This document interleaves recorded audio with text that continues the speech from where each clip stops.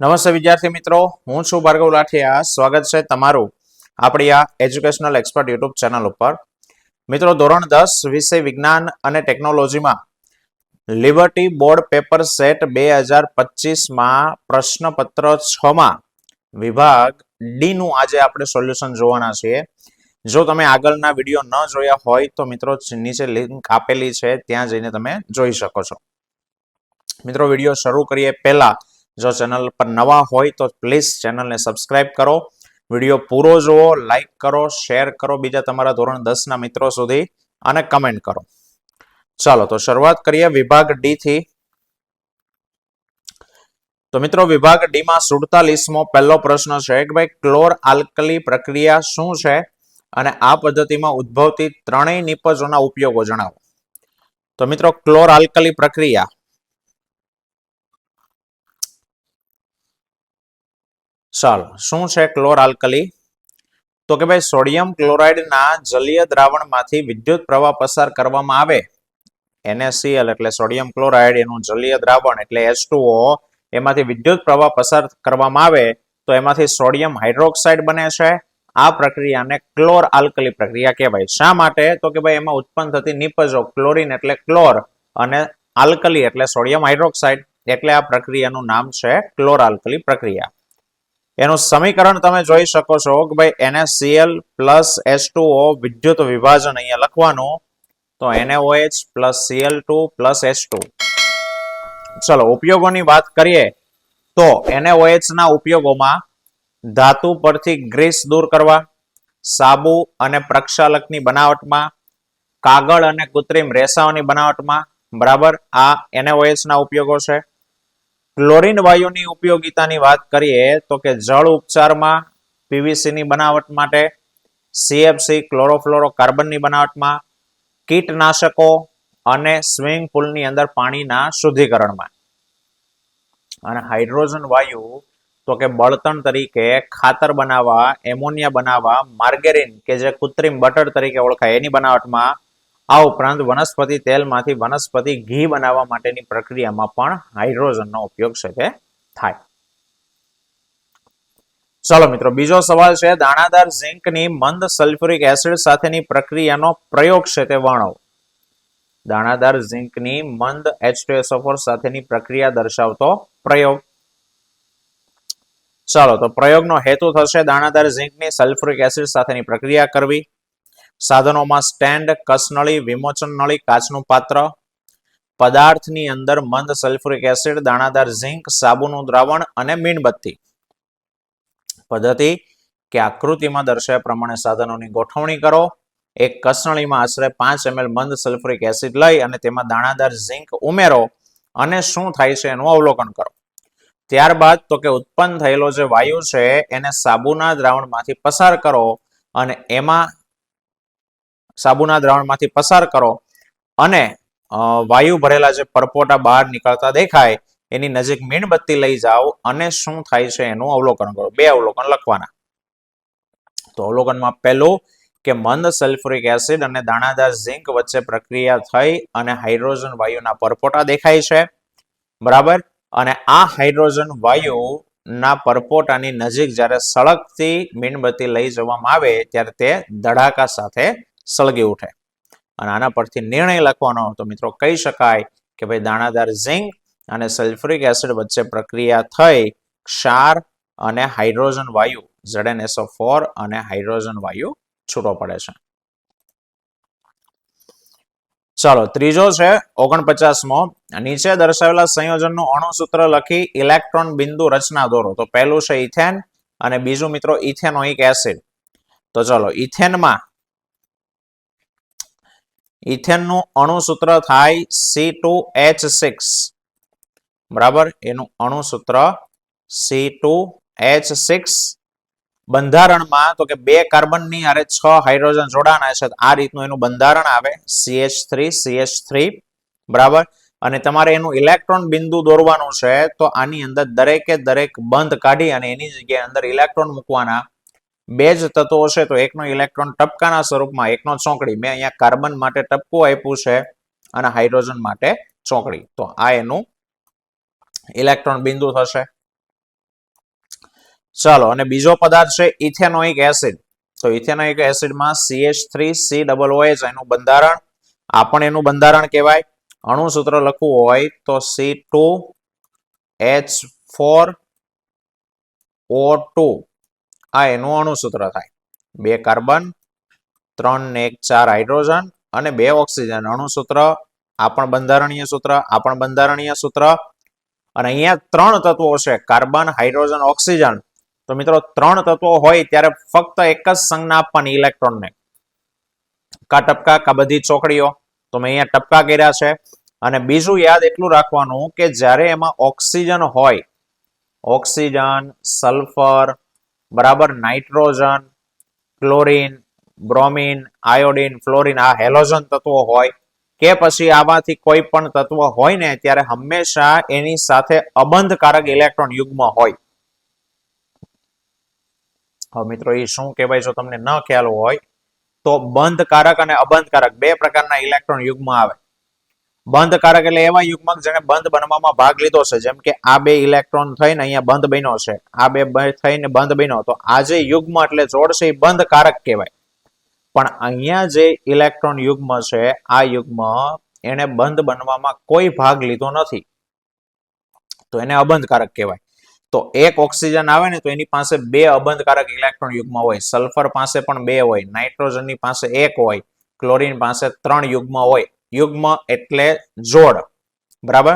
તો જ્યારે અહીંયા ઓક્સિજન આવે ને ત્યારે તમારી એની આજુબાજુમાં 2 યુગ્મ દોરવા પડે, આ ધ્યાનમાં રાખવાનું. ચાલો, 50માં છે માનવ હૃદયમાં રુધિર વહનનો પરિપથ છે તે સમજાવો. તો મિત્રો રુધિરનું પરિવહન એકદમ સરળ, આકૃતિ દોરવાની નથી કીધી, એના માટે હું રફ આકૃતિ તમને બધાને કહેતો હોઉં છું કે ભાઈ હૃદયના 4 ખાના હોય તો આ રીતના 4 ભાગ પાડો, જેમાં આ છે ડાબુ કર્ણક, નીચેનું છે ડાબુ ક્ષેપક, બરાબર, આ સાઈડનું જમણું કર્ણક અને નીચે છે એ જમણું ક્ષેપક. ચાલો, પછી તો કે ફેફસામાંથી રુધિર આવે, તો ફેફસામાંથી રુધિર આવે ડાબા કર્ણકમાં, ત્યાંથી ક્ષેપકમાં, ત્યાંથી અંગમાં જાય. અંગમાં અશુદ્ધ થાય, અશુદ્ધ થયેલું રુધિર જમણું કર્ણક, જમણું ક્ષેપક અને ત્યાંથી શુદ્ધ થવા પાછું ફેફસામાં જાય.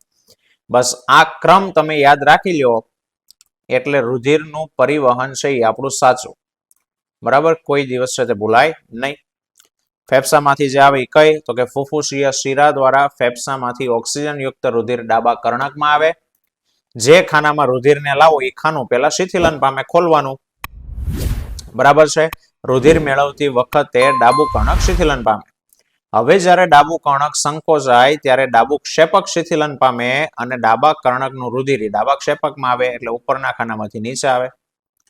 જ્યારે ડાબુ ક્ષેપક સંકોચાય ત્યારે રુધિર ધમની મારફતે અથવા ધમની કાંડમાં ધકેલાય અને શરીરના વિવિધ ભાગો સુધી પહોંચે. શરીરના વિવિધ ભાગોની અંદર રુધિર છે ઓક્સિજન વગરનું થાય, અશુદ્ધ થાય. અને એ અશુદ્ધ રુધિર તો કે શિરા મારફતે જમણા કર્ણકમાં આવે અને એ વખતે જમણું કર્ણક એ શિથિલન પામે, એટલે કે ખુલ્લે. જ્યારે જમણું કર્ણક સંકોચાય ત્યારે રુધિર જમણા ક્ષેપકમાં આવે છે અને આ વખતે જમણું ક્ષેપક શિથિલન પામેલું હોય. અને જમણું ક્ષેપકમાંથી આ રુધિર જ્યારે જમણું ક્ષેપક સંકોચાય ત્યારે એ ક્યાં જાય, તો કે ફેફસાની અંદર ફુફુસીય ધમની મારફતે ફેફસામાં શુદ્ધ થવા માટે જાય. ટૂંકમાં 4 ખાનાઓ છે. 4 ખાનાઓમાં જ્યારે રુધિર એક વાર આવે ત્યારે ખાનું ખુલે અને જ્યારે એમાંથી રુધિર બહાર નીકળે ત્યારે ખાનું બંધ થાય. ખુલવું મીન્સ શિથિલન અને બંધ થવું એટલે સંકોચન. રેડી? ચાલો, 51મો છે મનુષ્યના શ્વસન તંત્ર વિશે ટૂંક નોંધ લખો. ચાલો મિત્રો, તો મનુષ્યનું શ્વસન તંત્ર કે ભાઈ મનુષ્યના શ્વસન તંત્રમાં બાહ્ય નાસિકા છિદ્ર, નાસિકા કોટર, કંઠનળી, શ્વાસનળી, શ્વાસવાહિની, ફેફસા, ઉરોદર પટલ આટલી વસ્તુ આવી છે. જેમાં સૌ પ્રથમ નસકોરા એટલે કે બાહ્ય નાસિકા છિદ્ર દ્વારા હવા શરીરમાં લેવામાં આવે. નાસિકા કોટરની અંદર બરાબર નાના નાના વાળ જેવી રોમ હોય અને શ્લેષ્મ હોય, જેથી જે નાકની અંદર હવા આવે એ હવામાં રહેલી ધૂળ અને બીજી અશુદ્ધિઓ છે એ અહીંયા ફિલ્ટર થાય ને હવા ચોખ્ખી થઈ જાય. હવે તો કે એ નાસિકા કોટરમાંથી હવા કંઠનળીમાં જાય. બરાબર, અને હવાનો માર્ગ બંધ ન થઈ જાય એટલે કંઠનળીના પ્રદેશમાં કાસ્સીની વલયમય રચના હોય અને કંઠનળી શ્વાસ નળીમાં ખુલે. કંઠનળીનો બીજો છેડો આપણી સ્વર પેટી હારે જોડાણો હોય અને સ્વર પેટીની નીચેથી શ્વાસ નળીની શરૂઆત થાય. શ્વાસ નળી ભેગી ન થઈ જાય એટલે એ સ્નાયુની નથી બની, કાસ્સીમય કડીઓની બનેલી છે. બરાબર, હવે આ શ્વાસ નળી તો કે ઉદર ગળામાંથી પસાર થઈ સ્વર પેટીની નીચેના ભાગથી પસાર થઈ ઉરસ એટલે છાતી સુધી આવે અને ત્યાંથી બે ભાગમાં વહેંચાય. બરાબર, જેને કહેવાય શ્વાસ વાહિની. અહીંયાથી આવી આ બે ભાગમાં વહેંચાય એ શ્વાસ વાહિની. બંને શ્વાસ વાહિની પોતપોતાની બાજુના ફેફસામાં જાય. ફેફસાની અંદર દાખલ થઈ નાની નાની નળીઓમાં વહેંચાય. બરાબર, જેને કહેવાય શ્વાસ વાહિકા. શ્વાસ નળી બરાબર બે ભાગમાં વહેંચાણી શ્વાસ વાહિની અને નાની નાની નળી શ્વાસ વાહિકા. અને એ શ્વાસ વાહિકાના અંતમાં ફુગ્ગા જેવી રચના હોય જેને વાયુકોષ્ઠ કહેવાય. અને આ વાયુકોષ્ઠની સપાટી ઉપર વાયુ વિનિમય એટલે કે વાયુની આપલેની ક્રિયા થાય. આ માટે તેની સપાટી ઉપર રુધિર કેશિકાઓ છે તે આવેલી હોય. ચાલો, 52મો ધોરણ 10 ના વર્ગખંડમાં પાછળ બેઠેલી યશવી અને બ્લેકબોર્ડ પરનું લખાણ સ્પષ્ટ વંચાતું નથી, મીન્સ કે દૂરનું નથી દેખાતું. તો તેને કઈ ખામી હશે? તો મિત્રો દૂરનું ન દેખાય કઈ ખામી કહેવાય? લઘુ દ્રષ્ટિ. એનું વર્ણન કરો, નિવારણ, આકૃતિ દોરીને સમજાવો. ચાલો, તો લઘુ દ્રષ્ટિની ખામી સમજાવવાની છે કે ભાઈ છેલ્લી પાટલી પર બેઠેલી યશવીને બ્લેકબોર્ડ પરનું લખાણ નથી વંચાતું, તો એ બાળક લઘુ દ્રષ્ટિની ખામીથી પીડાય છે, જેને માયોપિયા કહેવાય. આ ખામીની અંદર વ્યક્તિ નજીકનું તો સ્પષ્ટ જોઈ શકે પણ દૂરની વસ્તુ એને કેવી દેખાય? અસ્પષ્ટ. આ ખામી વાળી વ્યક્તિની આંખનું દૂરબિંદુ એ અનંત અંતરેથી ખસીને નજીક આવે. આ નોર્મલ આંખ છે. બરાબર, અહીંયા ધારી લો કે દૂરબિંદુ આકૃતિમાં દોરવાનું ના હોય. પેલી આંખ સામાન્ય આંખ અનંત અંતરે હોય તો કિરણો અહીંયાથી નહીં લાવવાના, અનંત અંતરેથી જ લાવવાના, સમાંતર. સમાન કિરણો વક્રીભવન પામી અને નેત્રપટલ ઉપર ભેગા થાય. પણ ખામી વાળી આંખમાં શું થાય? તો કે દૂરબિંદુ જે અનંત અંતરે હતું ને ત્યાંથી ખસીને અહીંયા નજીક આવી ગયું. તો અહીંથી આટલું તો દેખાય, અહીંથી આગળનું આ સાઈડનું નથી દેખાતું. તો નથી દેખાતું ત્યાંથી કિરણો લાવવાના. તો દૂરથી કિરણો આવે, લેન્સ આની અંદર આંખનો જાડો થાય. જો લખ્યું છે કારણો. લેન્સની વક્રતા વધુ હોવી એટલે કે લેન્સ જાડો હોવો અને કાં આંખનો ડોળો મોટો થઈ ગયો હોય તો આ ખામી સર્જાય. જેમાં શું થાય? તો કે કિરણો વધારે વક્રીભવન થાય અને રેટિનાની આગળ ભેગા થાય. બરાબર, નિવારણ લાવવા માટે તો કે યોગ્ય કેન્દ્ર લંબાઈ વાળા અંતર્ગોળ લેન્સના ચશ્મા પહેરવા જોવે, જેથી કિરણો રેટિના ઉપર ભેગા થઈ જાય. આ ખામીમાં લેન્સની વક્રતા એટલે કે જાડાઈ વધુ હોવાને કારણે દૂરની વસ્તુમાંથી આવતા કિરણો એનું વધારે પડતું વક્રીભવન થઈ નેત્રપટલ ઉપર કેન્દ્રિત થવાના બદલે એની આગળ કેન્દ્રિત થાય, જેથી દૂરની વસ્તુ અસ્પષ્ટ દેખાય. બરાબર, નિવારણ માટે યોગ્ય કેન્દ્ર લંબાઈ વાળા અંતર્ગોળ લેન્સના ચશ્મા પહેરવા પડે. ચાલો, પછી છે 53મો. સુરેખ વાહક માંથી વહેતા વિદ્યુત પ્રવાહ દ્વારા ઉદ્ભવતા ચુંબકીય ક્ષેત્રની પ્રવૃત્તિમાં 4 પ્રશ્નો પૂછાશે. પહેલો કે ભાઈ સમકેન્દ્રિત વર્તુળો શું દર્શાવે? તો મિત્રો સમકેન્દ્રિત વર્તુળો શું છે? તો કે વિદ્યુત પ્રવાહ ધારિત તારની એ ચુંબકીય ક્ષેત્ર રેખાઓ દર્શાવે. બરાબર. બીજું કે ભાઈ આ પ્રવૃત્તિમાં ઉદ્ભવતા ચુંબકીય ક્ષેત્રની દિશા કઈ રીતે શોધી શકાય? તો મિત્રો ચુંબકીય ક્ષેત્રની દિશા કોઈ પણ તારમાંથી પ્રવાહ પસાર થાય તો એની આસપાસ ચુંબકીય ક્ષેત્રની દિશા એ જમણા હાથના અંગૂઠાનો નિયમ કે પછી મેક્સવેલના કોર્ક સ્ક્રૂ, બે વસ્તુ સેમ છે, એના નિયમ પરથી જાણી શકાય. ત્રીજો છે, જો તાંબાના તારમાંથી વહેતા વિદ્યુત પ્રવાહમાં ફેરફાર કરવામાં આવે તો હોકાયંત્રની સોયના કોણાવર્તનમાં શું ફેરફાર થશે, જે શું દર્શાવે છે? તો મિત્રો જો તમે પ્રવાહમાં ફેરફાર કરશો તો સોયના કોણાવર્તનમાં ફેરફાર થાય. મીન્સ કે પ્રવાહ વધારે પસાર કરો તો સોય વધુ કોણાવર્તન પામશે અને પ્રવાહ ઓછો પસાર કરો તો સોય ઓછું કોણાવર્તન પામે.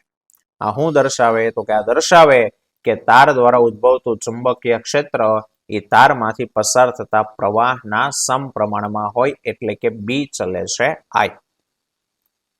અને ચોથો પ્રશ્ન છે કે જો તાંબાના તારમાંથી વહેતો પ્રવાહ તેનો તેજ હોય પરંતુ હોકાયંત્રને તારથી દૂર લઈ જવામાં આવે તો હોકાયંત્રની સોયના કોણાવર્તનમાં શું ફેર પડે અને એ શું દર્શાવે?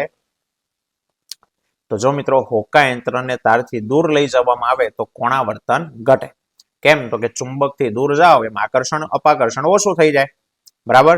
તો આ દર્શાવે કે ભાઈ તાર દ્વારા ઉદ્ભવતું ચુંબકીય ક્ષેત્ર એ તારથી અંતરના વ્યસ્ત પ્રમાણમાં હોય. જેમ તારથી દૂર જાઓ એમ ચુંબકીય ક્ષેત્ર ઘટે એટલે કે બી ચલે છે 1/, અંતર.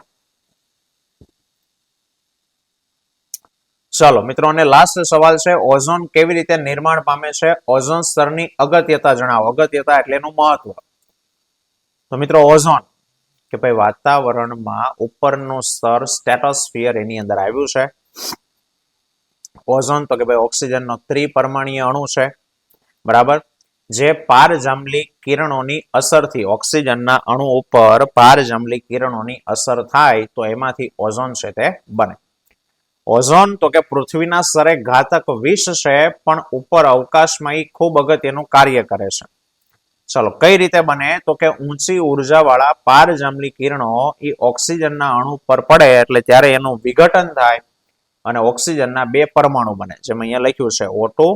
પારજાંબલી કિરણોને કારણે એમાંથી O અને O છૂટા પડી જાય. હવે એ છૂટો પડેલો સ્વતંત્ર પરમાણુ ઓક્સિજનના અણુની સાથે જોડાય અને એમાંથી ઓઝોન બનાવે. એટલે છૂટો પડેલો પરમાણુ O2 સાથે જોડાય અને એમાંથી બને O3 ઓઝોન. ચલો, એની અગત્યતા શું છે? તો કે સાહેબ મહત્વ કે ભાઈ ઓઝોન એ સૂર્યમાંથી આવતા પારજાંબલી કિરણોની સામે પૃથ્વીની ફરતે રક્ષણાત્મક આવરણ બનાવ્યું, એક કવચ છે. અને બીજું કે ભાઈ સજીવો માટે હાનિકારક એવી ટૂંકી તરંગ લંબાઈના પારજાંબલી કિરણો એનું શું કરે છે? શોષણ કરે છે અને પૃથ્વી પરના સજીવોનું રક્ષણ કરે.